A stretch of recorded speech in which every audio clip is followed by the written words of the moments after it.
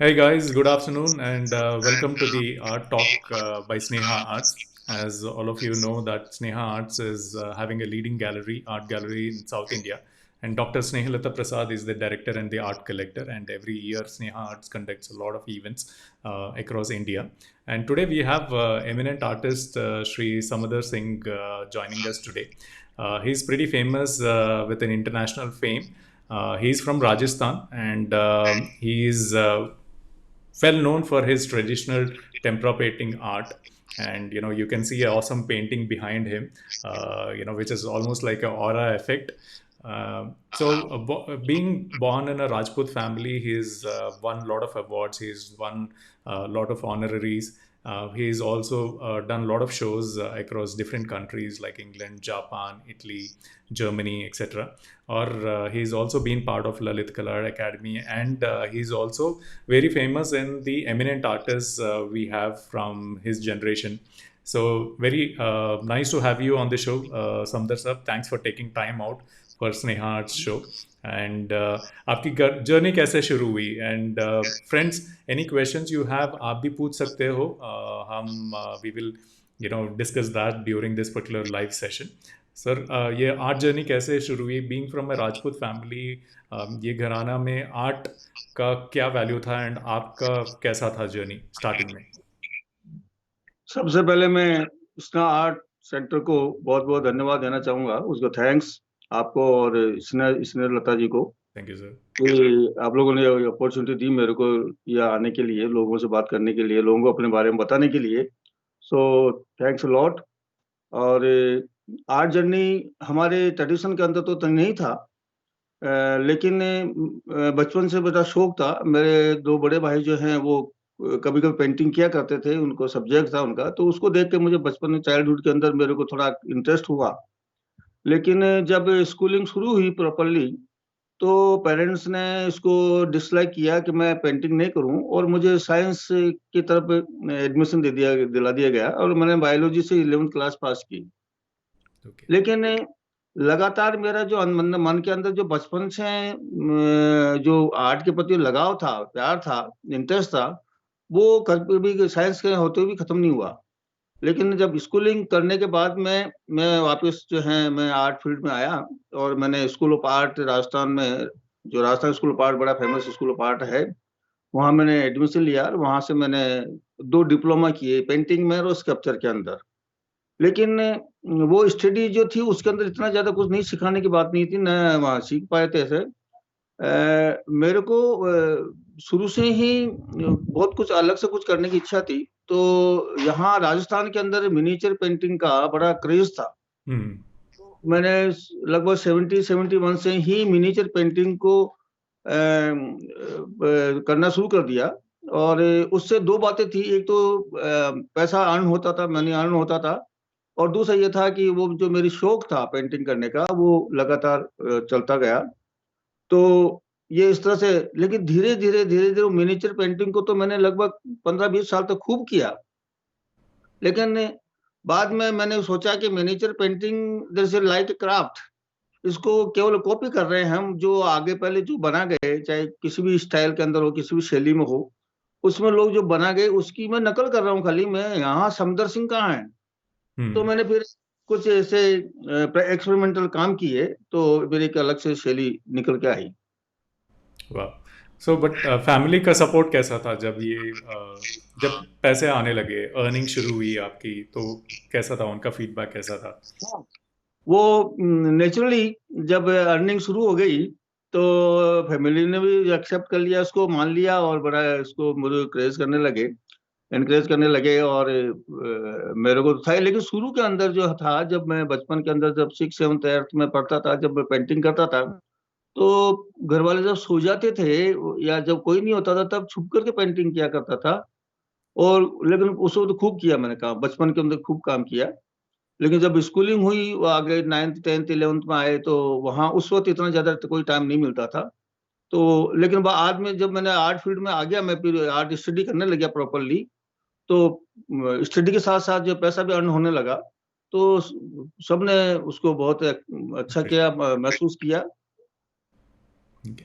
तो 10 दोस्तों में दो वो ऐसे दोस्त रहते हैं जो आपको एनकरेज करते हैं, तो वो आपको याद है वो कौन से दोस्त थे जो फैमिली के अलावा आपको एनकरेज करते थे? हाँ समदर कर, इसमें लाइफ है, जो आप करना चाहते हो वो कर लो। स्कूल पीरियड के अंदर, स्कूलिंग के टाइम के अंदर मैं लीडर था, स्टूडेंट लीडर था।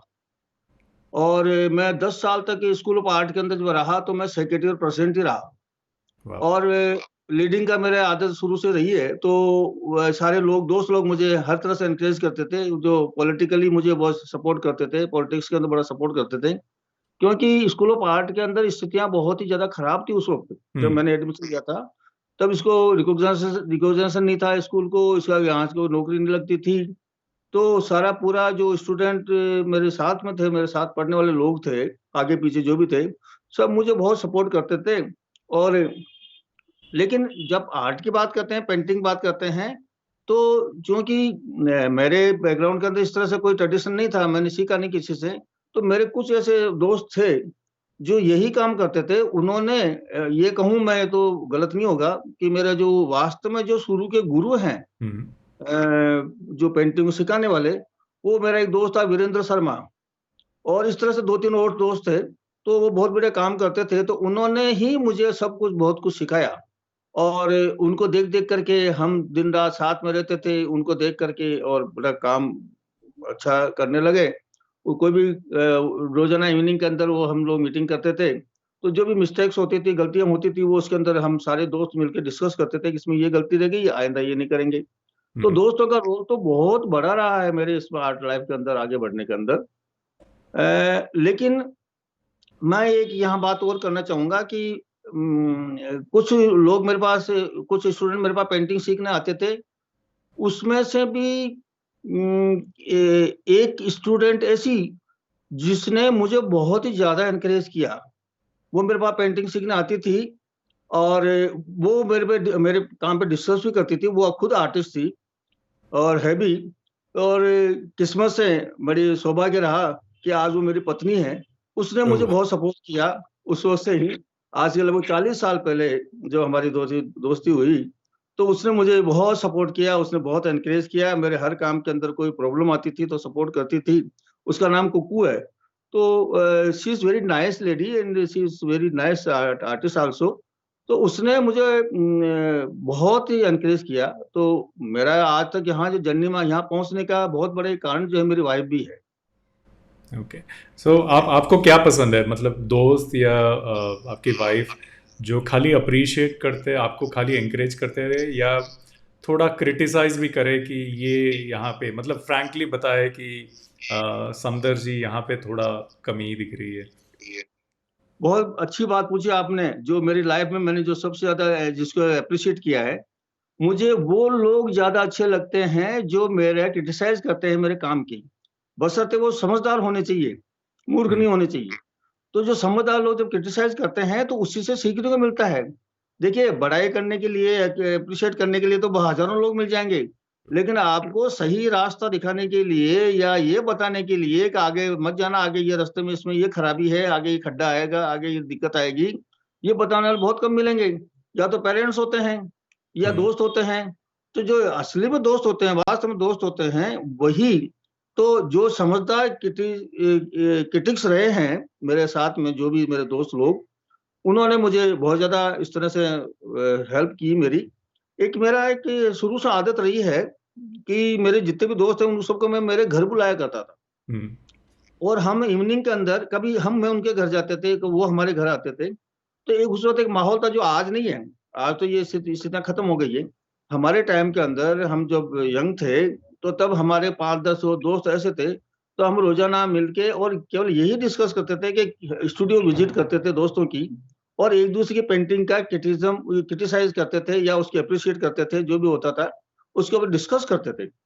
तो उससे बहुत कुछ सीखने को मिला। मेरे बहुत अच्छे दोस्त ऐसे हैं, हालांकि उनका ट्रेडिशनल से कोई लेना देना नहीं है, हम्म। लेकिन वो उनका उनकी नॉलेज इतनी बढ़िया कि उन्होंने, मेरे बहुत ही 2-3 दोस्त तो बहुत अच्छे इंटरनेशनल लेवल के आर्टिस्ट हैं, तो वो अब बड़े अप्रिशिएट करते थे।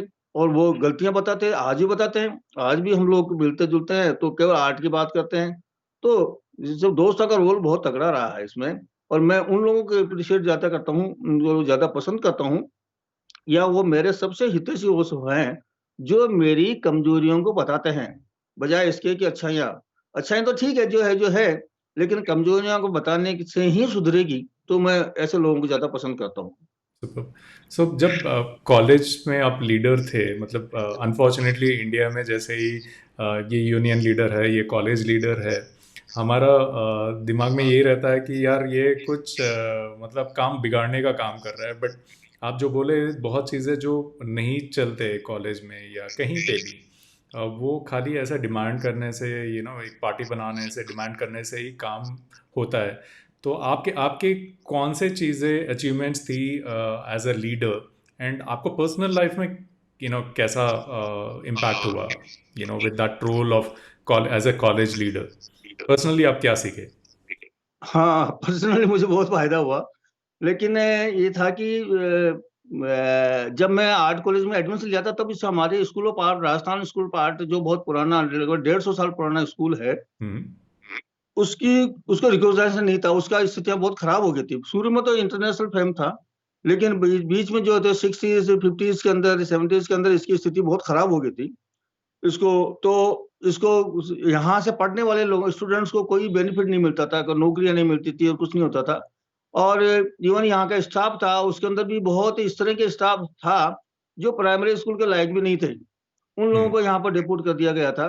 तो मैंने उसके डेवलपमेंट के लिए यहाँ पर यूनियन बनाई। पहले तो स्टूडेंट यूनियन का निर्माण किया, बनाई। स्टूडेंट यूनियन बना करके फिर जो डिमांड्स थी, जैसे रिकोजेशन का था, इसकी बिल्डिंग का जो ओन, उसकी खुद की जो बिल्डिंग थी, उसमें आप ताजुब करेंगे, नाम तो बिल्डिंग स्कूल ऑफ आर्ट का था, लेकिन इसे नमक विभाग चलता था, बाट माप तोल विभाग चलता था, फर्नीचर डिपार्टमेंट चलना था, एग्रीकल्चर डिपार्टमेंट चलता था। सारी बिल्डिंग के अंदर केवल 2 कमरे स्कूल ऑफ आर्ट के पास में, और पूरी पूरी बिल्डिंग बहुत फेमस बिल्डिंग है। तो उसके अंदर इस तरह के फालतू के डिपार्टमेंटों ने अधिकार कर रखा, तो उनको फिजिकली खाली करवाया। और फिर गवर्नमेंट से हमने हड़तालें करके और इको रिकॉग्निशन करवाया इसका। सबसे बड़ा फायदा मेरे को ये हुआ कि यहाँ का डिप्लोमा करने के तुरंत बाद ही मेरे को स्कूल एजुकेशन में लेक्चरर का मैं पहला व्यक्ति था जो केवल डिप्लोमा बेस ही, इस स्कूल ऑफ आर्ट के डिप्लोमा बेस पर ही मेरे को गवर्नमेंट में फर्स्ट ग्रेड की नौकरी मिली। तो ये हुआ, फिर मेरे बाद में सब लोगों को मिली, बहुत सारे लोगों को मिली। तो ये मेरे पर्सनल ये बेनिफिट हुआ। एंड देन यहाँ के जो लीडिंग यूनिवर्सिटी है, राजस्थान यूनिवर्सिटी है, उसके जो बहुत सारे ऐसे परसेंट हुए जिनको मैंने सपोर्ट किया इस पॉलिटिकल इसी तरह से। और उससे उनका हमारा रिलेशन भी अच्छे बने। तो एक तरह से एक अच्छी स्थितियां रही। कि कितने साल तक आप एक निगाह लगाते रहे उस कॉलेज के ऊपर कि वहाँ सही चल रहा है? मीन आप तो बाहर आ गए हैं, बाद में भी आपका आंख था वो कॉलेज पे कि सही चल रही है कि चीज़ें नहीं? अभी भी मेरा इसका थोड़ा बहुत इन्वॉल्वमेंट है। और स्टूडेंट इस स्कूल को सुधारने के लिए, यहाँ स्कूल ऑफ आर्ट, जो हमारा राजस्थान स्कूल ऑफ आर्ट है, उसकी सबसे बड़ी समस्या ये है कि एक तरह से यहाँ पर जो स्टाफ लगा हुआ है उसमें ज्यादातर वो लोग जो ब्यूरोक्रेट्स हैं या नेता लोग हैं, उन्हें अपनी बीबियां जो आर्ट से जिनका कोई लेना देना नहीं है, उनको यहाँ पर डेपुटेशन पर लगा रखा है। उससे अच्छे जो आर्ट के टीचर होने चाहिए यहाँ पर, उसकी वैकेंसीज की जगह वो बैठे हुए हैं। तो उससे उसको बहुत नुकसान हो रहा है। तो अभी जो स्टूडेंट हैं वो लड़ रहे हैं, और स्टाफ भी को जो अच्छा स्टाफ है यहाँ का वो लड़ रहा है। लेकिन फिर भी स्थितियां बहुत खराब है। ये सरकार जो है, अब सरकारें जो है अपने लेवल पे क्यों अपने फायदा देखती हैं। तो एक अच्छी स्थिति नहीं है स्कूल ऑफ आर्ट के। अभी भी जो लोग यहाँ अच्छे टीचर थे, बहुत अच्छे टीचर थे, यहाँ तो ऐसे ऐसे टीचर रहे हैं जिनका दुनिया में नाम था, और आज भी है नाम उनका, आज भी है। वो बहुत बढ़िया काम कर रहे हैं। लेकिन उनको भी सारी समस्याओं का सामना करना पड़ा कि यह एक तरह से रिटायरिंग सेंटर हो गया या ओब्लिगेशन सेंटर हो गया एक तरह से, कि लोग आगे अपने अपने जो ब्यूरोक्रेट्स हैं या नेता हैं, वो अपनी फैमिलीज को जो है यहाँ पर लगा देते हैं। आप ताजुब करेंगे, मैथमेटिक्स के, इकोनॉमिक्स के टीचर जो हैं वो आर्ट स्कूल के अंदर बैठे हुए हैं।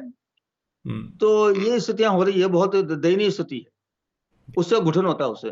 या उनको समझ में नहीं आ रहा कि ये नहीं सब्जेक्ट नहीं है, ऐसा सब्जेक्ट नहीं है जो बुक एक दिन पहले पढ़ के दूसरे दिन क्लास में बच्चों को पढ़ा। नहीं नहीं, ये नहीं है, ये नहीं है। तो रैगिंग चलती थी आपके कॉलेज देखिए ये बातें तो में? बट हाँ, हमारे स्कूल ऑफ आर्ट में रैगिंग नहीं चलती थी। आर्ट के अंदर रैगिंग कोई शब्द है नहीं। आर्ट के अंदर तो हम लोग जो क्रिएटिव काम करते थे, जो नए स्टूडेंट आते थे, उनसे क्रिएटिव बात ही करते थे।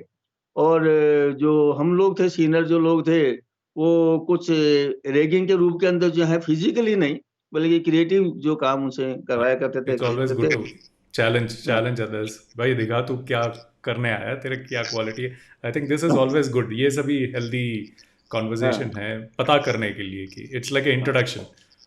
जी हाँ। कूल। सो क्या डिफरेंस आप देख रहे हो तब के एजुकेशन सिस्टम में और अब के एजुकेशन सिस्टम में? मतलब कोई डिफरेंस आई है? क्योंकि पहले जो कल्चर था, मतलब गुरुओं का कल्चर था, अभी कॉलेजेस में वो ट्रेडिशन चली गई, लाइक आपने भी अभी बताई है, तो कुछ डिफरेंस पता चल रहा है, इम्प्रूवमेंट्स आई है या? मेरा टीचर का एक्सपीरियंस बहुत लंबा रहा है। मैंने बचपन के मतलब बहुत शुरू-शुरू के अंदर मैंने लगभग 5 साल तक जो है किंडरगार्टन के जो बच्चे हैं, हम्म। नर्सरी और फर्स्ट और केजी इनके बच्चों को पढ़ाया 5 साल तक। तो मुझे उनका एक्सपीरियंस भी है। मैंने फिर बाद में जो मैंने लगभग 35 साल तक जो है वो सीनियर स्टूडेंट्स को पढ़ाया, उसका भी एक्सपीरियंस है। मैंने 70s का टीचिंग का टाइम भी देखा है। मैंने जब मैं स्टूडेंट था वो टाइम भी मैंने देखा है कि टीचर स्टूडेंट के अंदर किस तरह का रिलेशन था। एकदम रात दिन चेंज हो गया है, बहुत चेंज हो गया है। आज स्थिति बहुत ही अलग हो चुकी है। हमारे टाइम के अंदर या उस टाइम के अंदर एक टीचर का रिस्पेक्ट प्लस डर रहता था। हम्म। रिस्पेक्ट था, लेकिन रिस्पेक्ट था, डर भी था। अब न तो डर है और न रिस्पेक्ट है। अब तो जो है वो आप स्टूडेंट को किसी को कुछ अगर जोर से बोल देंगे तो पेरेंट्स आ जाएंगे या वो स्टूडेंट खुद ही आपको बदतमीजी करने लग जाएंगे। उस स्थिति में टीचर स्टूडेंट के बीच का जो रिलेशन है वो धीरे धीरे एक तरह से डिफरेंट तरह का होता जा रहा है। तो जब तक ये भय नहीं, भय बिना प्रीत नहीं, ये अपने यहाँ कहावत है। जब तक डर नहीं होगा, आप अगर अपने परिवार के अंदर भी अगर आज हमारा डर हमारे बच्चों में नहीं होगा, बर डर मतलब हम प्यार करते हैं उनको, बच्चों को खूब प्यार करते हैं, लेकिन हम वो गलत रास्ते नहीं जाए, उनको अच्छी शिक्षा देने के लिए, अच्छा बात बताने के लिए उनको डराया धमकाया भी जाता है। जब तक ये नहीं करेंगे तो वो एकदम फ्री हो जाएंगे। फिर उनमें डिसिप्लिन नाम की चीज खत्म हो जाएगी। तो जब घर में डिसिप्लिन नहीं होगा तो स्कूल में कहाँ से होगा, स्कूल में नहीं होगा तो स्टेट में कहाँ से होगा, स्टेट में नहीं होगा तो कंट्री में कहाँ से होगा। तो ये सारा सिस्टम बहुत ही ज़्यादा खराब होता जा रहा है।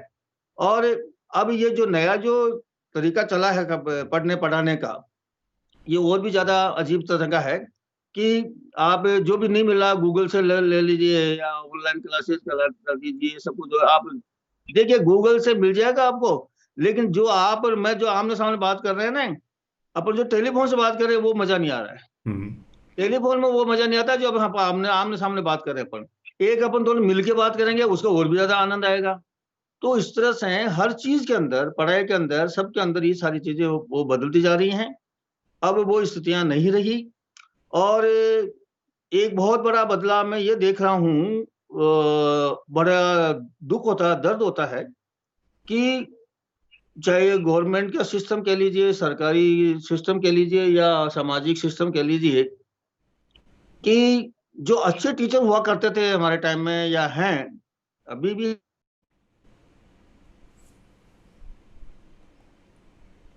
या we lost sir for a while. हाँ सर, बीच में थोड़ा कट हो गया था। हाँ। हाँ, जो अच्छे टीचर हैं बताइए सर, सुनाई दे रहा है। हाँ, आप नहीं दिख रहे मेरे को। ओके। चलो बोलो। नो प्रॉब्लम सर, आप बताइए। हाँ, हाँ, जो अच्छे टीचर जो आप चाहे यूनिवर्सिटी देख लीजिए, कॉलेज देख लीजिए, स्कूल देख लीजिए, उसके अंदर जो है बहुत अच्छे टीचर्स का थोड़ी कमी महसूस कर रहा हूँ मैं। जब टीचर जो है अच्छे नॉलेज वाले नहीं होंगे या अच्छे नहीं मिलेंगे तो स्टूडेंट भी उसी तरह के तैयार हो रहे हैं। तो ये केवल यहाँ हमारे यहाँ की बात नहीं कर रहे हैं, ये जनरली आप सब जगह देखने को मिलेगा आपको। पता नहीं इसके पीछे क्या कारण हो रहा है क्या नहीं हो रहा है, लेकिन ये एक अच्छा बात नहीं है। सर जब आप एग्जीबिशन गए थे पहली बार, आपने लाइक 20 से ज़्यादा एग्जीबिशंस किए हुए हैं, सो फर्स्ट एग्जीबिशन किए थे आपने, तो उसका एक्सपीरियंस कैसा था और क्या क्या सीखा आपने? मैंने इंडिया में तो केवल 2 ही एग्जीबिशन की थी,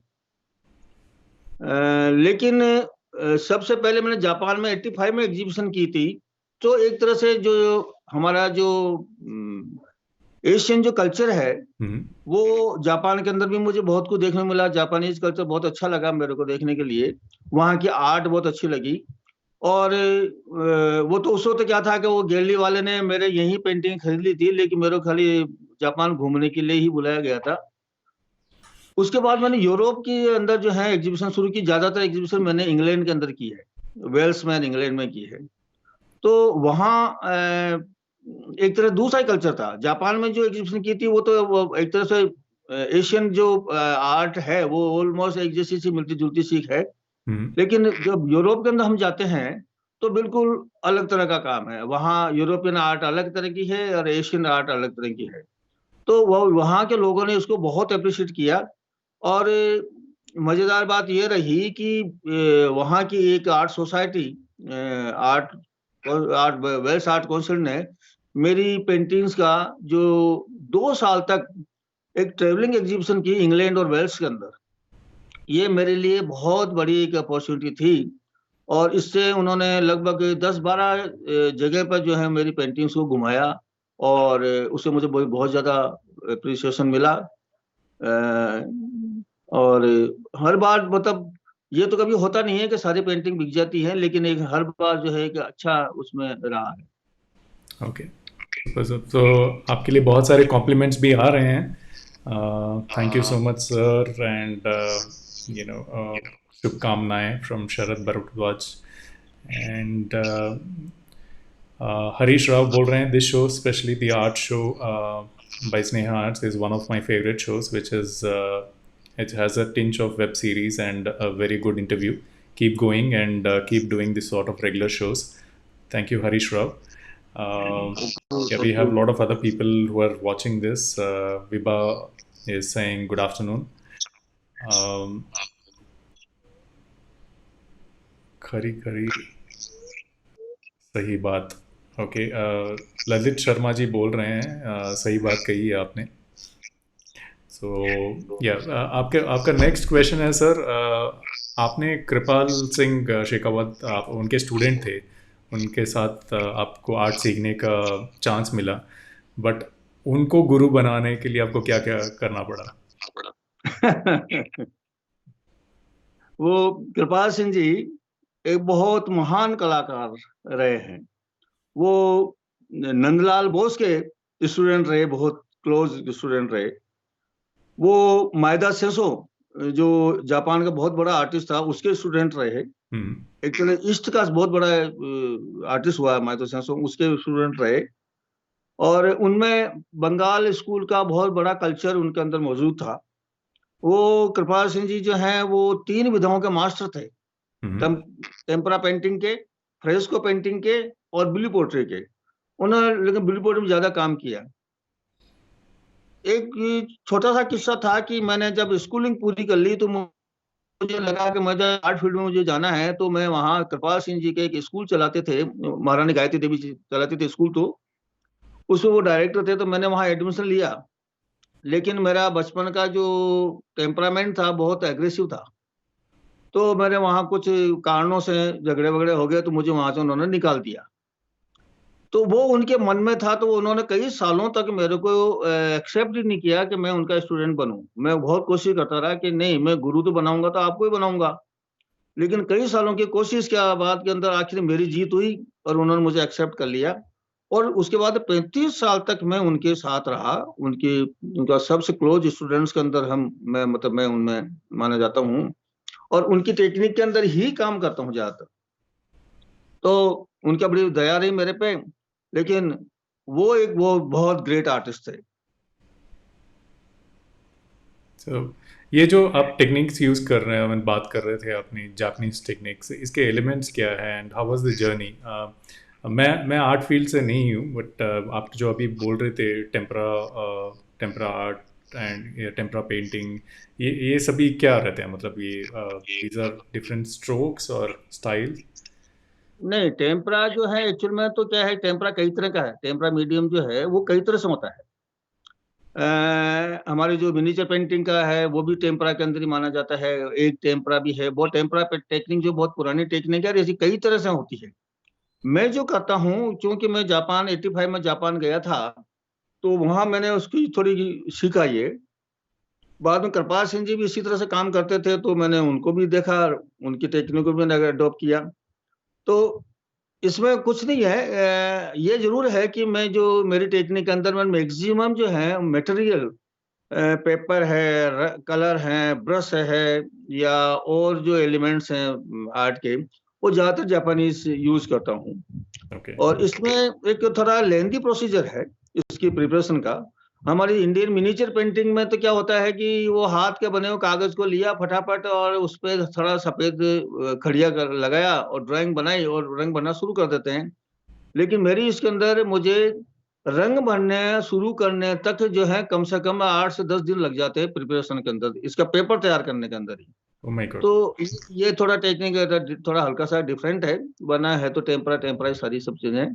ये प्रैक्टिकल बताने की बात है, लेकिन शॉर्ट के अंदर ये कह सकता हूँ कि सबसे पहले मैं एक जापानी पेपर को अ, एक बोर्ड के ऊपर माउंट करता हूँ, चिपकाता नहीं हूँ, माउंट करता हूँ, मतलब उसके एजेस को चिपकाता हूँ। देन उसके बाद में पहले से रफ कागज पे जो ड्राइंग बनाई चुकी होती है, उस ड्राइंग को उस पे ट्रांसफर करता हूँ ट्रेसिंग पेपर से। देन उसके बाद सरेस लगाता हूँ, सरेस लगा करके फिर उसकी पेंसिल ड्राइंग करता हूँ, उसी ड्राइंग की परफेक्ट पेंसिल ड्राइंग करने के बाद में इंक ड्राइंग करता हूँ। और इंक ड्राइंग करने के बाद में बहुत बहुत परफेक्ट ड्राइंग, मतलब परफेक्ट जो मुझे लास्ट तक जो ड्राइंग करनी है, पेंटिंग में जो लाइनिंग करनी है, वो उस तरह से करता हूँ। तो वो करने के बाद में इस पर शेल व्हाइट का कोटिंग किया जाता है, सरेस मिला के, जापानी सरेस मिला के, जापानी शेल व्हाइट को ही लगाता हूँ व्हाइट के लिए।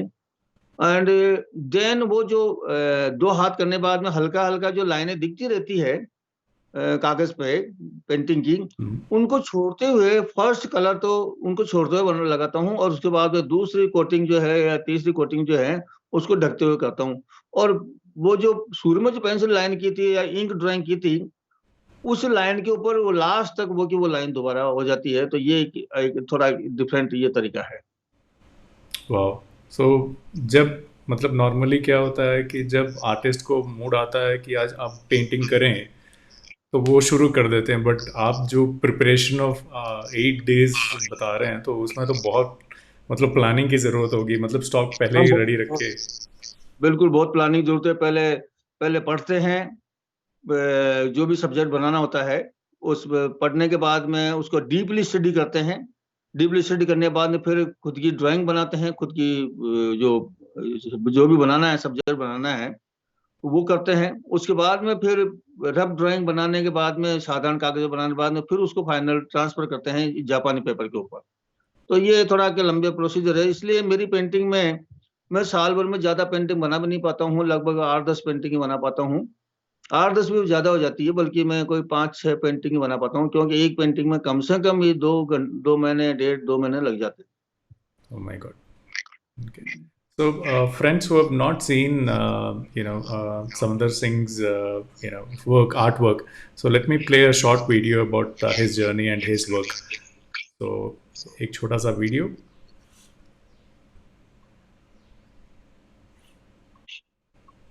Okay.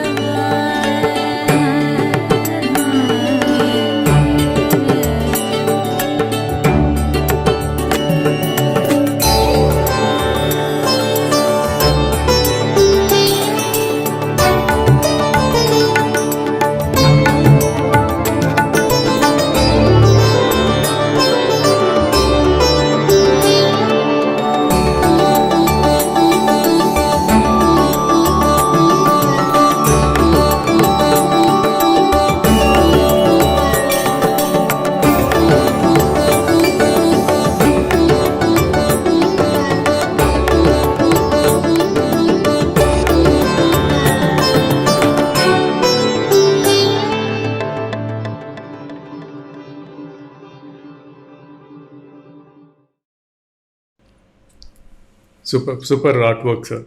सो इसमें लगता है कि आप पैलेसेस से बहुत फैसिनेटेड हैं। तो थोड़े मैंने आर्ट देखे हैं जो पैलेसेस के आर्ट वर्क हैं। तो इसको कितना टाइम लगता था? ये तो आई एम श्योर आप आउटडोर में, मतलब तब फोटोग्राफी नहीं होती थी। इट इज़ नॉट हाँ। Doing an art from the picture. तो कितने दिन लगते थे आउटडोर में ये व्यू को सेलेक्ट करके, देखिए यहाँ पे यही एंगल से मेरे को पेंटिंग करनी है, और उसमें रह के कितने दिन का काम था ये? रवि जी, मेरी शुरू से एक आदत रही है कि या तो काम करूं नहीं, और करूंगा तो परफेक्ट काम करूंगा। मेरे दिमाग में, हालांकि मैं ट्रेडिशनल पेंटिंग करने वाला, लेकिन मैं रियलिस्टिक में खूब काम किया है, तो वाटर कलर के अंदर।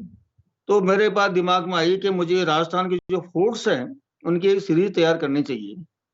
तो मैं मेरे 2-3 दोस्तों को लेकर के, ड्राइवर को लेकर के, और निकल गया। और ये मेरी फर्स्ट आर्ट जर्नी थी।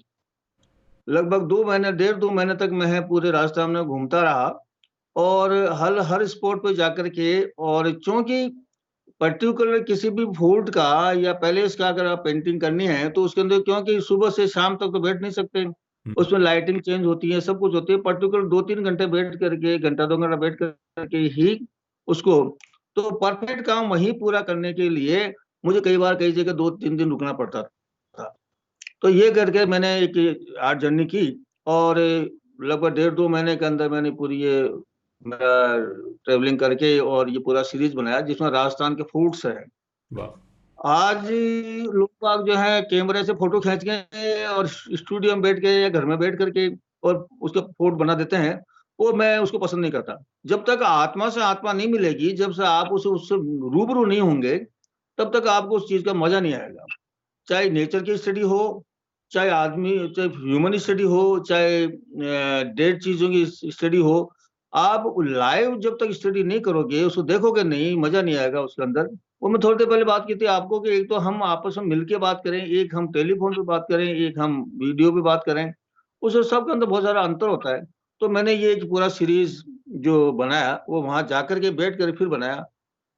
लास्ट में मेरी थोड़ी तबीयत खराब हो गई थी, क्योंकि मौसम बदल गया था। तो फिर ये पूरा जो मैं और करना चाहता था वो सारा नहीं कर पाया। लेकिन उस फील्ड में उस टाइम में नहीं कर पाया, लेकिन बाद में किया फिर एक एक एक दो दो करके।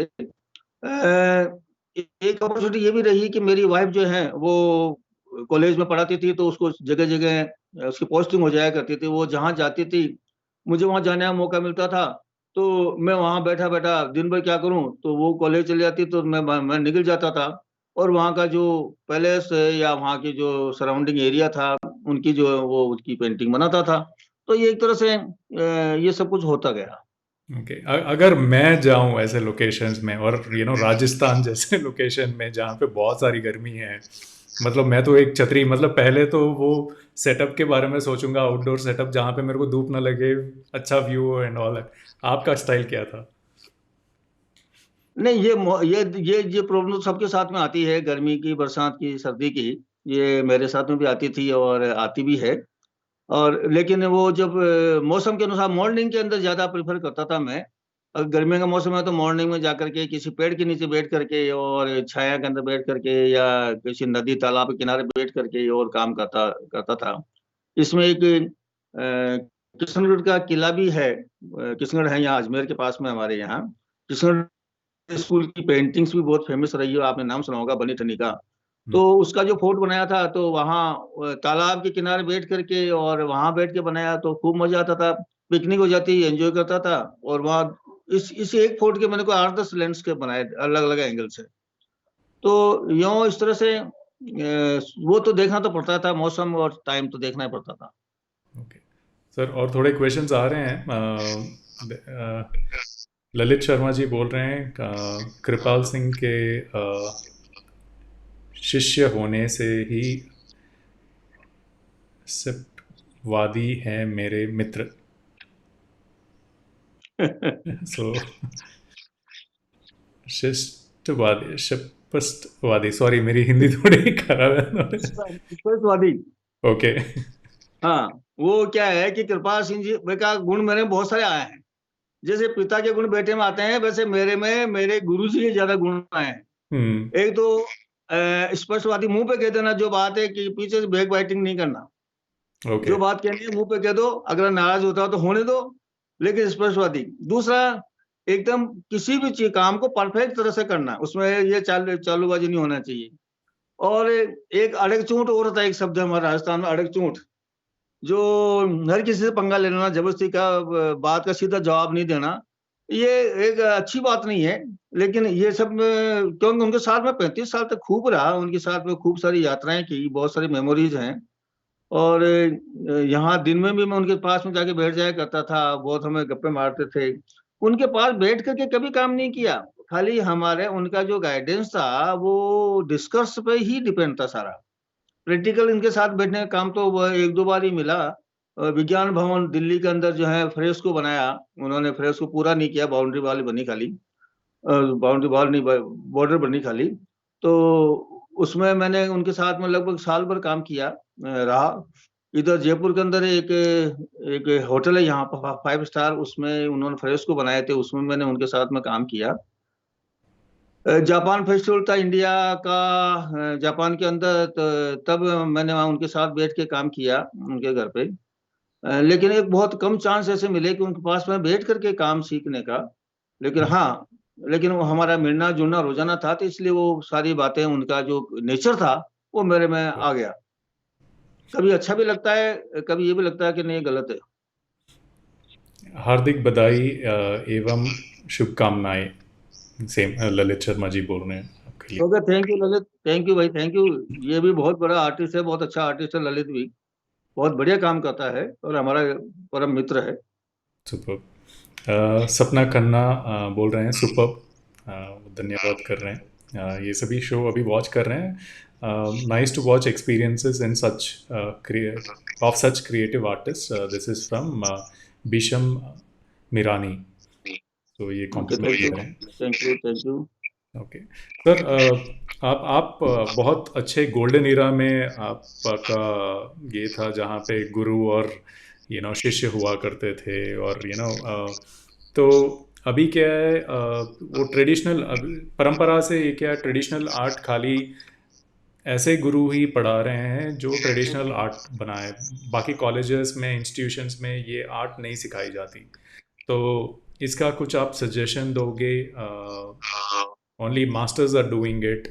वो जो है any steps that government can take where they can include this in the education system, ताकि जो ट्रेडिशनल आर्ट है वो धीरे धीरे कम ना हो जाए।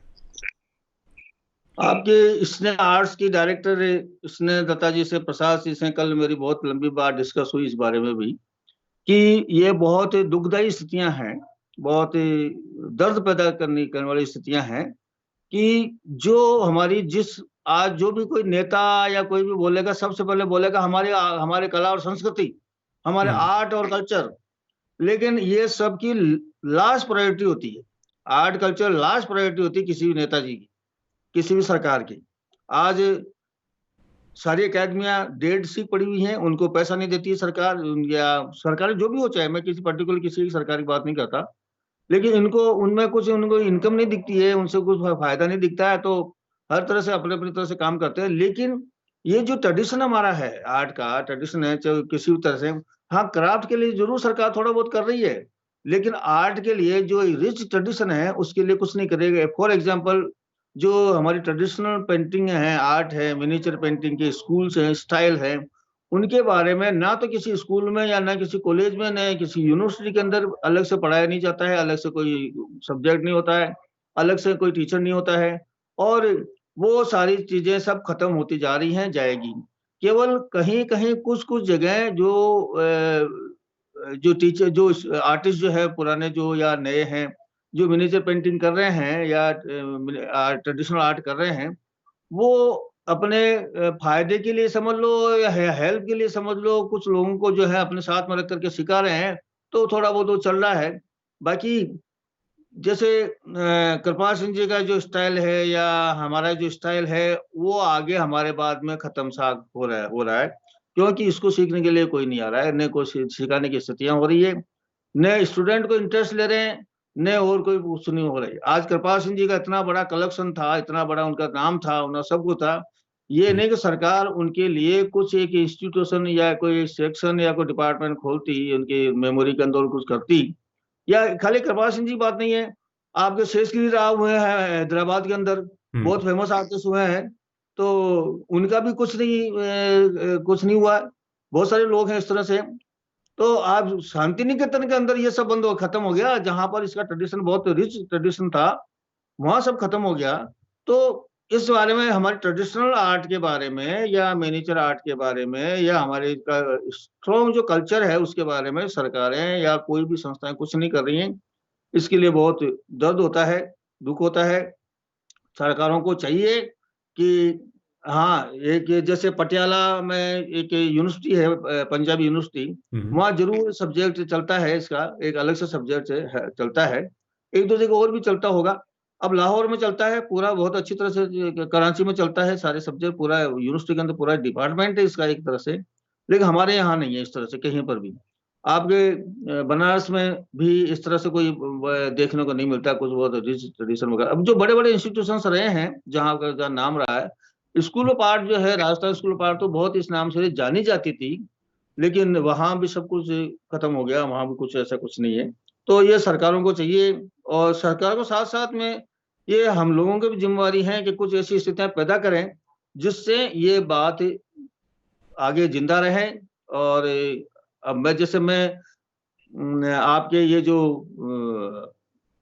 स्नेह आर्ट्स का जो फाउंडेशन जो है, इसके बैनर से, इसके द्वारा मैं अपील करता हूँ आर्टिस्टों से, यंग यंग आर्टिस्टों से, कि जैसे कोई मेरे से सीखना चाहे तो मैं मोस्ट वेलकम है उसका, वो आकर। लेकिन एक दो दिन में सीखने की स्थितियां नहीं है। हम्म। ये जो हमारी जो आर्ट है, ट्रेडिशनल आर्ट है, इसमें महीनों लगते हैं, सालों लगते हैं, तब जाकर के इसके अंदर थोड़ा बहुत निपुणता आती है। अब आजकल की स्थितियां स्टूडेंट्स के अंदर ये हो गई है कि शॉर्टकट के अंदर अपना काम करना चाहते हैं, फटाफट उनको अवार्ड मिल जाना चाहिए, जल्दी से स्कॉलरशिप मिल जानी चाहिए, जल्दी से एग्जीबिशन हो जानी चाहिए, वन मैन शो होना चाहिए, उनको सब कुछ मिल जाना चाहिए बिना कोई मेहनत किए हुए। लेकिन इन सब कामों के अंदर बहुत मेहनत है, बहुत तपस्या है, बहुत डेडिकेशन है। ये बहुत जरूरी है। तो ये सबको मिलकर करना पड़ेगा, सरकार को और समाज को। थैंक यू सर, ये बहुत इम्पोर्टेंट है। आप मिनिएचर पेंटिंग में बहुत टाइम स्पेंड किए हैं, 15+ ईयर्स, एंड आप स्टार्टिंग में बहुत घंटे मतलब स्पेंड करते थे जब आर्ट शुरू में। जब आप इंटरनेशनल शोज करते थे तो क्या रिस्पांस था इंडियन आर्ट का, इंडियन मिनिएचर आर्ट का, वहाँ पे रिस्पांस कैसा था?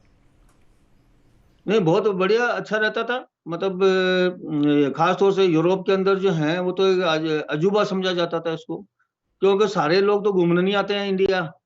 तो हम्म, जो लोग हमारी ट्रेडिशनल पेंटिंग को देखते थे, मेरी पेंटिंग को देखते हैं, देखते थे, आज भी रेगुलरली मेरी कुछ पेंटिंग वहाँ रखी हुई है। मेरी सिस्टर इन लॉ जो है, मेरे यूरोप के अंदर एग्जीबिशन करने का सबसे बड़ा जो श्रेय जो है, या सबसे जिसे मैं कहूँगा कि बहुत ज्यादा हेल्पफुल, मेरी सिस्टर इन लॉ स्नेहलता जी रही हैं, डॉक्टर स्नेहलता जी हैं। उन्होंने बहुत मेहनत की मेरे को वहां पर एस्टेब्लिश करने के लिए, और कई सालों तक आज भी वो जो है इसी बात में लगी रहती हैं। तो वहां भी मुझे सपोर्ट करने वाले इंडिया के जैसे बाहर भी मुझे मिलते रहे। तो आज भी जो है मेरे काम वहाँ रखे हुए हैं। तो कभी साल में 6 महीने के अंदर कहीं कोई एग्जीबिशन होती है तो मेरे शो होते रहते हैं, करते चलते रहते हैं। हाँ, वन मैन शो अब 2003-05 के बाद में नहीं हो पाया, क्योंकि मैं राजस्थान के अंदर यहाँ बिजी हो गया, यहाँ म्यूरल वर्क में ज्यादा काम करने लग गया। तो पेंटिंग इतनी नहीं बन पाती थी, ये स्टूडियो पेंटिंग नहीं बन पाती है। तो वहाँ, लेकिन वहाँ हमेशा मुझे बहुत अप्रिसिएशन मिला, हर तरह से। चाहे वो अखबारबाजी, चाहे मीडिया हो, चाहे वो फाइनेंशियली हो, चाहे किसी तरह से हो, सब तरह से मुझे इसका बहुत ज्यादा अप्रिसिएशन मिला। जापान का शो तो मेरा तरह से एक तरह से बिका हुआ शो था, क्योंकि वो मिनिचर बेस था, वो मिनिचर पेंटिंग के बेस पे था, और वो सबसे पहला शो था मेरा अब्रोड। तो उसमें जो गैलरी का ओनर था, उसने बहुत सारी पेंटिंग यहीं खरीद ली थी, जयपुर में ही, मेरे से इंडिया में खरीद ली थी। मुझे तो खाली वहां घूमने के लिए बुलाया गया था। तो वो तो 100% सक्सेसफुल शो था, वो तो उसमें तो कोई बात ही नहीं थी। लेकिन यूरोप के अंदर जो भी शो हुए हैं, तो और मैंने कई बार इंडिया रिप्रेजेंट भी किया है इंटरनेशनल फेस्टिवल्स के अंदर भी, तो वो भी अच्छे प्रोग्राम रहे। आपके इटली फ्लोरेंस का कुछ एक्सपीरियंस शेयर कर सकता है? लाइफ में हर इंसान के साथ ऐसी घटनाएं घट जाती हैं। अ, मैं जब यूरोप में, मेरी दोस्त एक जर्मनी के अंदर, वो उसके साथ में वो लोग मुझे लेकर के और यूरोप के दूसरे इटली, फ्रांस और ऑस्ट्रिया और यहाँ बाई कार ही हम घूमने गए। तो इटली गए तो फ्लोरेंस, माइकलो एंजेलो का जो शहर है, वहाँ वो सबसे पहले मेरे को ऊपर, जो फ्लोरेंस के अंदर ऊपर माइकलो एंजेलो स्क्वायर है, बहुत ऊंचाई पर है जहाँ से पूरा फ्लोरेंस दिखता है। हम्म। तो वहाँ जो ही मैं नीचे उतरा, मैं बहुत जोर जोर से रोने लग गया, आंसू मेरे रुके ही नहीं। तो मेरी जो फ्रेंड थी और उसका हस्बैंड जो था, वो ताजुब करने लगे, ये क्या हुआ? तो मैंने कहा, मैं इतना खुश हूँ आज, मुझे इतना, मेरा सौभाग्यशाली हूं मैं कि मैं माइकलो एंजेलो के शहर में आया हूँ। तो एक तरह से आर्टिस्ट के लिए ये तीर्थ है। तो आर्टिस्ट के लिए तीर्थ जो है वो आर्ट सेंटर से होंगे। तो मुझे वहाँ बहुत ज्यादा रोना आया, बहुत खुशी के मारे रोना आया। मैंने अपनी किस्मत के ऊपर बहुत गर्व किया कि आज मैं कितना किस्मत वाला हूँ कि माइकल एंजेलो के शहर में आया हूँ। हालांकि फिर उस माइकल एंजेलो के स्टूडियो भी विजिट किया हमने, और म्यूजियम भी देखे, गैलरीज भी देखी। लेकिन वो वहाँ उतरते ही मुझे बहुत ज्यादा एक्साइटमेंट हुआ। और इसी तरह से छोटी मोटी और भी कई घटनाएं हुई कि वो जो पेंटिंग है हम लोग किताबों में देखते थे यहाँ पर, वो वहां सामने गार्ड म्यूजियम्स के अंदर देखने को मिली, तो मेरे को उनको छूने की इच्छा होती थी। तो इटली के अंदर ही जो वहाँ एक म्यूजियम के अंदर में जा रहा गया था, तो वहां पर, और इंग्लैंड के अंदर भी एल्बर्ट म्यूजियम के अंदर, वहां भी ऐसा ही हुआ कि वहाँ जो जो पेंटिंग थी, ओरिजिनल पेंटिंग थी आर्टिस्टों की, बड़े बड़े आर्टिस्टों की, उनको मैंने छूने की इच्छा हुई कि इनको छूता हूँ, लेकिन छूना मना है पेंटिंग्स को। तो वो एक गुजराती बहुत लंबा चौड़ा एक वहाँ गार्ड था, उससे वो मुझे भाप गया कि ये छुएगा पेंटिंग को। तो उसने मेरे को, क्या चाहते हो? मैंने कहा, ये मैं छूना चाहता हूँ। क्या मैं मुंह उधर करके चल जाता हूँ, तो छू लो। छूने ऐसे सेंसेशन हुआ मेरे शरीर के अंदर कि मेरे रोंगटे खड़े हो गए। मैं इतना खुश हुआ कि अरे मेरी किस्मत देखो, आज मैंने इस पेंटिंग को छुआ है। तो ये आर्टिस्ट की, जो रियल में आर्टिस्ट है उसका यही होता है कि वो फीलिंग जो है उसका बहुत अजीब तरह का फीलिंग होता है उसका, वो एक तो सेंसिटिव जो बहुत ज्यादा हो जाता है। ऐसे बहुत सारी बातें हुई हैं, जापान में भी मेरे साथ कई घटनाएं हुई हैं। तो मेमोरीज के अंदर सब जगह की अलग अलग तरह की हैं। आप क्या पसंद करना चाहोगे समदर सर? आपके पेंटिंग डिफरेंट घरों में या डिफरेंट बिजनेस यूनिट्स में या बड़े होटल्स में आपकी पेंटिंग्स हो, या 100 साल के बाद एक अच्छी सी गैलरी हो जिसमें आपकी पेंटिंग डिस्प्लेड हो और कॉमन पब्लिक या आर्टिस्ट आके आप एक गैलरी में आपकी आर्ट देख पाए, तो 100 years from now? A, her artist ये चाहता है कि उसको बाद में याद भी किया जाए, रहे। और मेरी पेंटिंग जो है ऑल ओवर वर्ल्ड जो है, बहुत सारी म्यूजियम्स के अंदर, गैलरीज के अंदर अभी भी है। प्राइवेट कलेक्शन में बहुत ज्यादा है।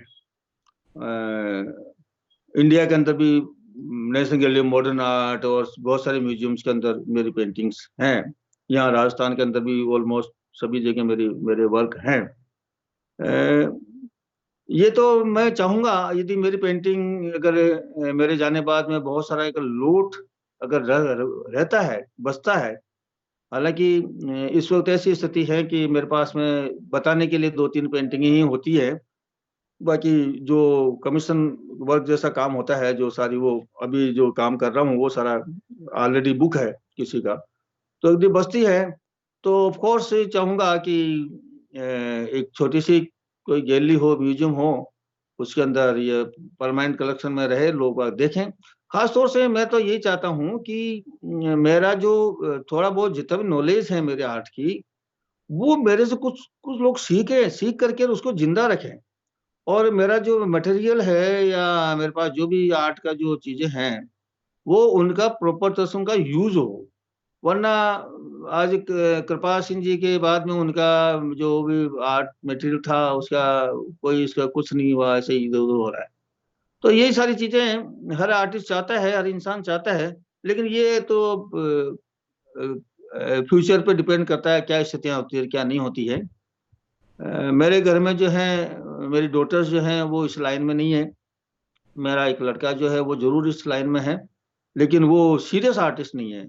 तो उसको भी आर्ट से इतना ज्यादा बहुत कुछ वो काम करता है, लेकिन उसको कई बार मैं कहता भी हूँ कि भाई आके थोड़ा देखो सीखो, लेकिन उसको इंटरेस्ट इतना ज्यादा नहीं है। तो डर डर लगता है ये कि बाद में क्या होगा इनका सबका। आज इतना अच्छा कलेक्शन, किताबों का कलेक्शन है, इतना मटेरियल का कलेक्शन मेरे पास। इंडियन जो ओरिजिनल कलर, जो देसी कलर हुआ करते थे वो तो है ही।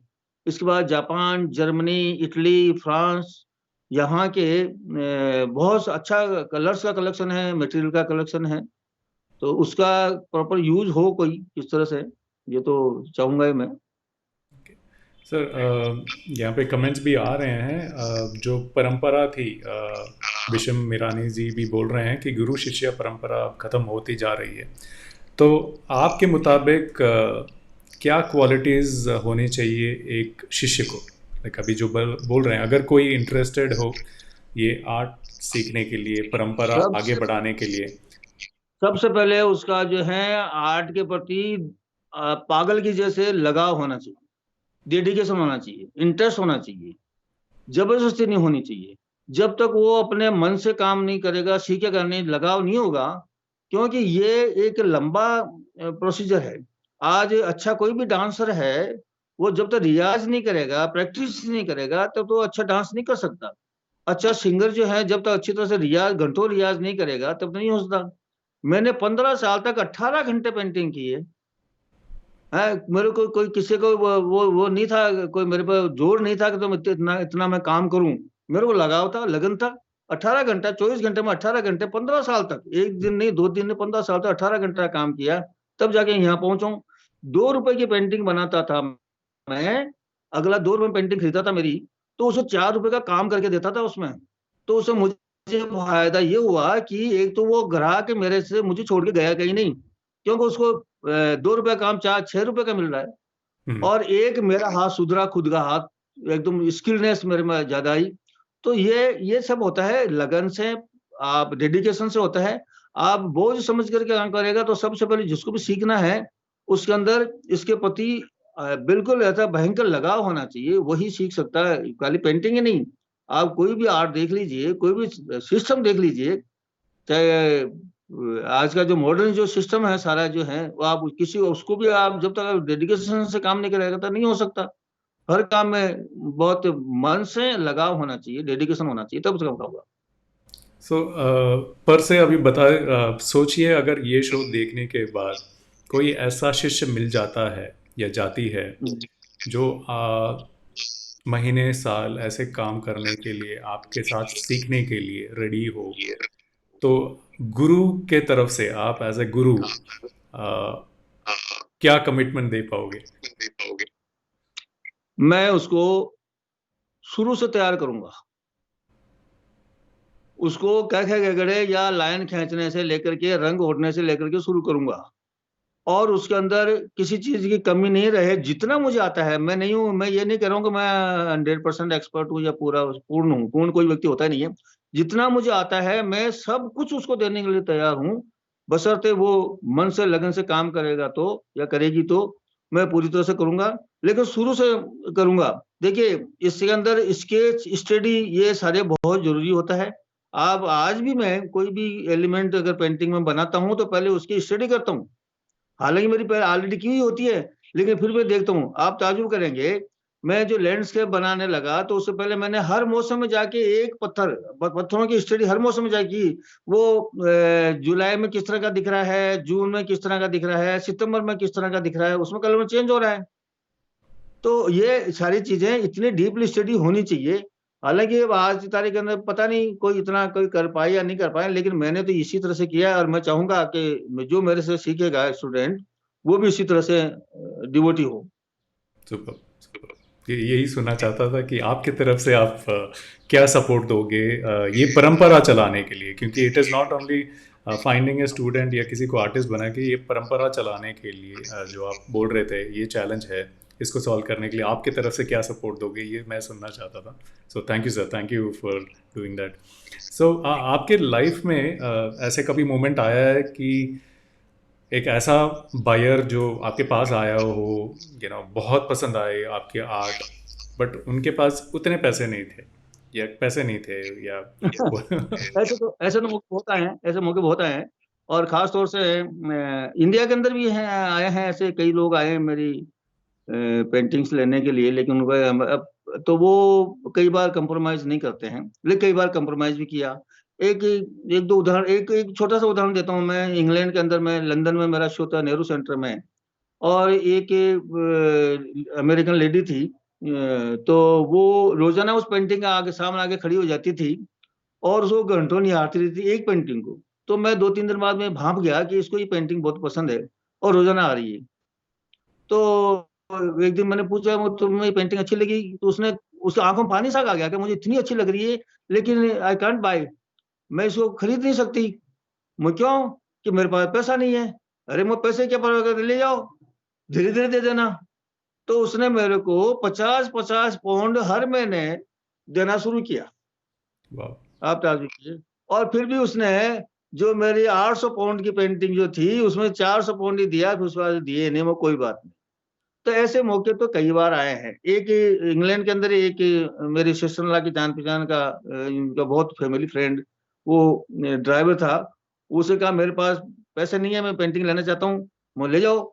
उसने भी 2 साल में पेंटिंग धीरे धीरे सब पैसे दिए। तो ये मेरी पेंटिंग की विशेषता थी ये, कि उस लोगों को इतनी पसंद आई कि जिनका कोई लेना देना नहीं है आर्ट आर्ट से, लेकिन वो पेंटिंग पसंद आई तो खेत दिया। तो ऐसे तो बहुत सारे मौके इस तरह से आए हैं, हजारों बार सैकड़ों बार इस तरह के मौके आए हैं। थैंक यू सर, अच्छा आइडिया दिया, मैं भी आर्ट गैलरी जाऊंगा डेली विजिट करूंगा। वेलकम, आपको तो ऐसे ही लेते थे। स्नेहा आर्ट जी, स्नेहा आर्ट्स गैलरी है, तो वहाँ पे जाके डेली एक देखते रहूंगा। हाँ, बिल्कुल। It's a good idea. यार, but thank you for sharing this experience. So आपने पेंटिंग में डिप्लोमा के अलावा फिर बाद में फिर से स्कल्पचरिंग का डिप्लोमा किया एंड उसमें गोल्ड मेडल पाया, एनी स्पेसिफिक रीजन ये? नहीं, वो कारण ये था एक्चुअल में कि मेरे को कोई, मेरा प्लान नहीं था कि मैं स्कल्पचर में डिप्लोमा करूं, क्योंकि मेरे जो मन में जो एक लगाव था वो उस इंस्टीट्यूशन को, उसके डेवलपमेंट के लिए था। मेन यही था। वहां बैठ के कभी क्लास में क्लास अटेंड नहीं करते थे, बल्कि हमेशा उसके उसके डेवलपमेंट के, उसके बेटरमेंट के लिए ही सोचता रहता था। तो जब डिप्लोमा पूरा हो गया पेंटिंग का, तो अब मैं, वो आधा अधूरा काम रह गया था। तो फिर हालांकि मेरा एनआईडी अहमदाबाद में सिलेक्शन हो गया, मैं वहाँ 2 महीने वहाँ भी स्टूडेंट रहा। और कुछ फैमिली प्रॉब्लम ऐसी आई कि मैं उसको आगे कंटिन्यू नहीं कर सका, वापस आ गया। वापस आने के बाद में मैंने सोचा कि इस स्कूल को, आर्ट स्कूल की भलाई के लिए क्या किया जाए, वो दोबारा एडमिशन लिया। हालांकि वहाँ के टीचर्स नहीं चाहते थे कि मैं दोबारा एडमिशन लूँ, लेकिन मैंने एडमिशन लेकर के, स्कल्पचर में एडमिशन लेकर के ओवर 3 साल में इसको यूनिवर्सिटी के अंडर में दिलाया, इसको रिकॉग्निशन दिलाया, इसकी बिल्डिंग को और बाकी जो खाली रहेगी जगह रहेगी थी उसको खाली खाली करवाया, और इसको एक अच्छे लेवल पे लाने की कोशिश की। आज जो स्थितियां बन रही है वो मेरे टाइम की बनी जो थी वो की वही है, उससे आगे कुछ नहीं बढ़ा उसमें। सुपर, ये बहुत पसंद आई, क्योंकि आप खाली अपने बारे में नहीं सोच रहे, मतलब आप जनरली जब भी सोचते हो एक कम्युनिटी के बारे में, फ्यूचर स्टूडेंट्स के बारे में सोचते रहे। दैट्स वेरी मैं नाइस। अकादमी, ललित अकादमी का सेक्रेटरी जब रहा, एक लंबा टाइम सेक्रेटरी भी रहा, तब भी मैंने आर्ट के बेटरमेंट के लिए ही काम किया। तो ये तो शुरू से आदत पड़ी हुई है कि खुद के लिए तो हर कोई करता है। आप समाज के लिए, सिस्टम के लिए करेंगे वो ज्यादा ठीक रहेगा, जो वो याद रहेगा। तो बाकी कॉम्प्लीमेंट्स भी आ रहे हैं। प्रकाश शर्मा जी बोल रहे हैं excellent question, not sure which question she is referring to, but Sharad Bhardwaj बोल रहे हैं खूबसूरत guidance, that's a compliment sharing. Thank you sir. Mohammad Salim Jaipur is saying good afternoon. Okay, thank you. thank you all for watching this episode. And yeah, Namaskar Ji from Vinay Trivedi. हाँ भाई विनय, thank you, नमस्कार। So आपका आपका अगला question, any pending dreams, कोई ख्वाहिश जो आपकी पेंडिंग हो? आर्टिस्ट जो सही मायने में आर्टिस्ट होता है वो कभी उसका मन नहीं भरता है। और मैं वो अभी भी चाहता हूँ कि जो अब तक काम हो उससे बेटर काम हो। अभी मैं एक सीरीज पे काम कर रहा हूँ। मुझे गवर्नमेंट ऑफ इंडिया के कल्चर डिपार्टमेंट से भी इसमें फेलोशिप मिली है, सीनियर फेलोशिप मिली है। और मेरे जब हार्ट पेशेंट था, मैं हार्ट का मेरे जो ऑपरेशन हुआ था, तब मेरे डॉक्टर्स ने कहा कि मैं 15 दिन तक कोई मूवमेंट नहीं करूं, ज्यादा एक्सरसाइज वगैरह नहीं करूं, आराम करूं, रेस्ट करूं। लेकिन मेरा जैसा आदमी 15 दिन तो क्या, 5 दिन भी नहीं रुक सकता, 2 दिन भी नहीं रुक सकता। तो मैंने उस पीरियड में बैठ करके कुछ एक सीरीज बनाने की सोची थी, जिसको अभी मैं पूरा कर रहा हूँ। और वो है दिग्पालों पे काम। मैं कई बार मैंने चेक किया है कि क्या दिक्पालों पे और भी पेंटिंग बनी है, बनाई है किसी ने। ये हमारी जो दसों दिशाएं जो हैं, हम्म, उन दिशाओं के जो मालिक है वो उनको दिक्पाल कहते हैं। और वो दिक्पालों के ऊपर जो है वो मैं काम कर रहा हूँ अभी। इसी तरह से जब ये सीरीज पूरी हो जाएगी तो मैं आगे जा करके और भी इससे भी जो अच्छे सब्जेक्ट मेरे दिमाग में हैं उन पे काम करना चाहूंगा। अब कोरोना ने बीच में ऐसा स्थितियां पैदा कर दी है कि काम भी स्लो हो गया। हालांकि ये प्रैक्टिकल काम है तो अंदर बैठ के ज्यादा काम होता है, तो लेकिन बाहर मूवमेंट कम हो गया। तो जैसे मैं ये जो सीरीज बनाई है दिक्पालों की, इसके लिए ये नहीं अंदर बैठ के काम किया, मैंने बाहर जा करके और मंदिरों में जाके मूर्तियों की देखा है, इनकी स्टडी की है, उनको कि किस तरह से बने हैं, सारे क्या हैं, तब जाके इसमें काम किया है। तो ये इसमें से कुछ मैं फोटोग्राफ शेयर करना चाहूंगा प्लीज सर। कि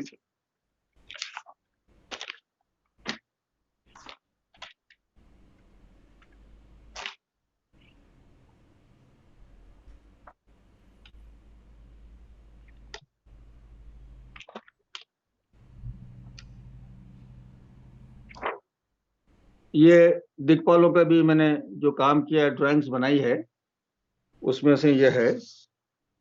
सुपर।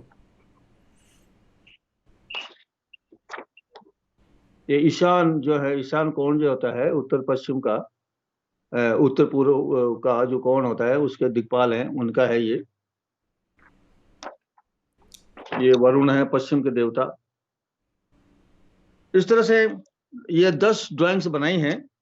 और इनके ऊपर अभी मेरा पास में दूसरा काम है को थोड़ा सा, उसको पूरा होने के बाद में इनमें काम शुरू करेंगे। तो इनका ये दिक्पाल होने के बाद में मैं चाहता हूं कि मेरे लाइफ का और भी बेस्ट से बेस्ट काम हो। तो ये भूख तो कभी खत्म होने वाली नहीं है। सुपर। तो और एक कॉम्प्लीमेंट है मोहम्मद सलीम जयपुर जी से, कि Sagar ji is the great contemporary artist of India. So ये सागर जी का नाम आपने कब चूज़ किया? थैंक यू सलीम, तेरी कॉम्प्लीमेंट्स के लिए, आपके कॉम्प्लीमेंट्स के लिए। ये तो मेरा, जब मैं आर्ट फील्ड में इतना ज्यादा नहीं था, मैं दोस्तों के साथ में, ये बात है 69 68 की, दोस्तों के साथ में हम रहते थे। तो मेरा नाम पूरा समदर सिंह खंगारोत, बड़ा लंबा लगता है। तो सारे दोस्त कहते थे यार ये नाम तेरा बहुत लंबा नाम है, इसको छोटा काम कर। तो हमारे में से एक दोस्त ने, यार तेरा हम सागर कहेंगे मुझे, तो वो तब से सागर नाम पड़ गया। Okay, good one. और Shrenik sir from Ahmedabad, he is complimenting, wishing this event a spectacular success. So ये कॉम्प्लीमेंट्स शेयर कर रहे हैं। Thank you, thank you. Yeah, Shrenik sir is a cancer survivor for 23 years. He actually uses the instrument to talk. So, so sir, हवा हवा में सुनाई पड़ा है कि आप कथक भी सीखे हैं as one of the hobbies.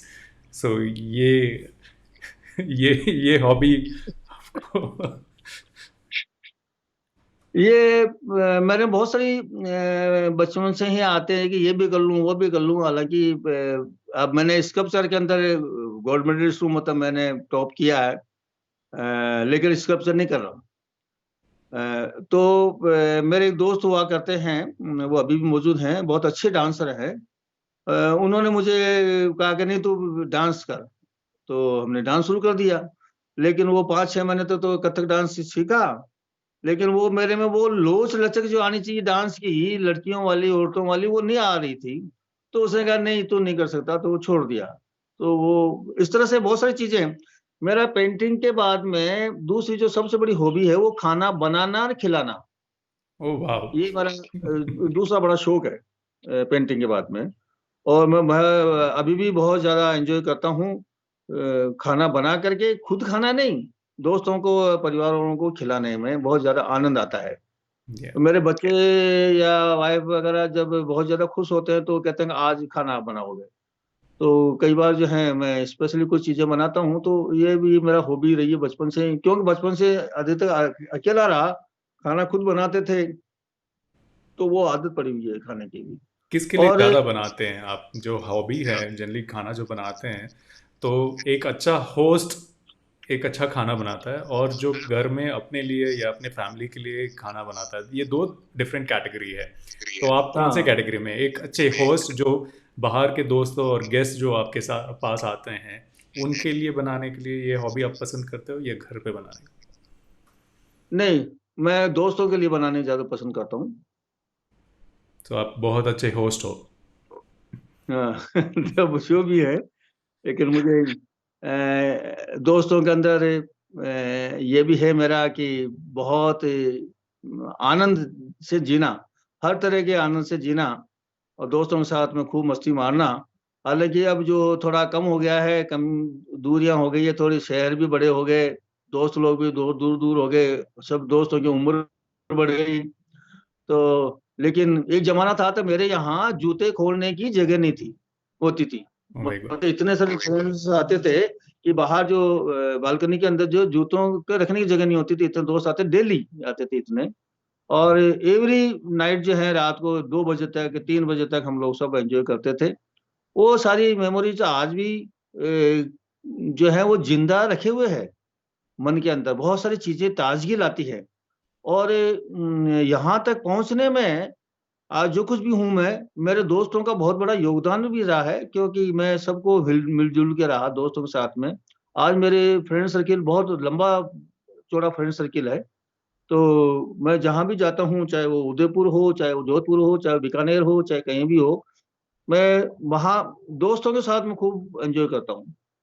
तो ये आदमी को जिंदा रखती है ये चीजें, ये सब बहुत अच्छी बात है ये। या स्कूल डेज में और कॉलेज डेज में एक दोस्त ऐसे रहते थे जिसके घर पे जाने में कंफर्ट लेवल था, उनकी फैमिली मेम्बर्स ओके थी, मतलब फादर मदर सिस्टर ये सभी ओके थे, मतलब कभी भी आके वहाँ पे बैठ सकते थे। तो आपका घर भी ऐसा होगा जहाँ पे पूरे दोस्तों को कंफर्ट था कि ये अड्डा है, हम लोग यहाँ पे जा सकते हैं विदाउट एनी हेजिटेशन। नहीं तो वो बहुत सारे बिल्कुल। कॉम्प्लिकेशंस थी, उनकी मम्मी पसंद नहीं करती, वो दोस्त आया तो उनके डैडी पसंद नहीं करते, या उनके घर में बहन है तो अच्छा नहीं रहेगा तो वहाँ नहीं जा सकते, बहुत सारे ऐसे इफ्स बट्स रिस्ट्रिक्शंस बहुत थे, बट ऐसे एक थोड़े दोस्त रहते थे जहाँ पे you can drop in comfortably. मेरे यहाँ ये समस्या मतलब प्रॉब्लम आई नहीं। एक तो ये रहा कि मेरी फैमिली भी मेरी तरह से, जो भी लोग मेरे दोस्त लोग आते हैं या आते थे, उनको बहुत ज्यादा उनको एंटरटेन करते थे, उनको बहुत ज्यादा मतलब होमली और फैमिली जैसे ट्रीट करते थे। दूसरा, शुरू से ही मैंने जो है वो थोड़ा स्टूडियो अलग रखा, मिली है, उसके बाद हम स्टूडियो में बैठ करके हमारा एंजॉय कर रहे हैं, बाहर रात को 1-1 2-2 बजे तक एंजॉय कर रहे हैं। तो वो सिर्फ सबको कंफर्टेबल लगता था, तो कोई दिक्कत नहीं रही कभी भी ऐसा है। फैमिली सपोर्ट बहुत रहा। वो बहुत इंपॉर्टेंट है। हाँ। Thank you, sir. Thanks a lot, for joining in this particular show, and thanks to Dr. Snehilata Prasad for giving this opportunity. Because with this show, I am able to connect and talk to eminent artists like you. And आपकी जो सोच है as a leader, वो college से लेके अभी तक, not only about your art but to build the community, a stronger community, कैसे ये ट्रेडिशन को, परंपरा को आगे बढ़ाएं, ये सोच बहुत पसंद आई मुझे। So thanks a lot for doing all these activities. ये जो छोटे छोटे स्टेप्स है उससे ये परंपरा बाहर और ज़्यादा मूव होगी। So thank you for taking time out and thank you all the मैं friends for joining and asking these questions. बहुत अच्छा लगा। मेरी मेरी तरफ से भी आप स्नेह आर्ट्स को सेंटर को और बहुत स्नेहलता जी को और आपको बहुत बहुत थैंक्स, धन्यवाद। बहुत अच्छा लगा आपसे बात करके और बहुत बहुत धन्यवाद, अप्रिसिएशन आपको। मैं ओब्लाइज महसूस कर रहा हूँ कि आप लोगों ने मुझे मौका दिया ये, और उन दोस्तों को भी थैंक्स जिन्होंने बीच बीच में जो है इसको वॉच किया है, देखा है और कमेंट्स डाले हैं। उन सभी को बहुत बहुत थैंक्स, धन्यवाद, नमस्कार। नमस्कार। Thank you sir. Thank you friends. Have a great Sunday ahead. Thank you.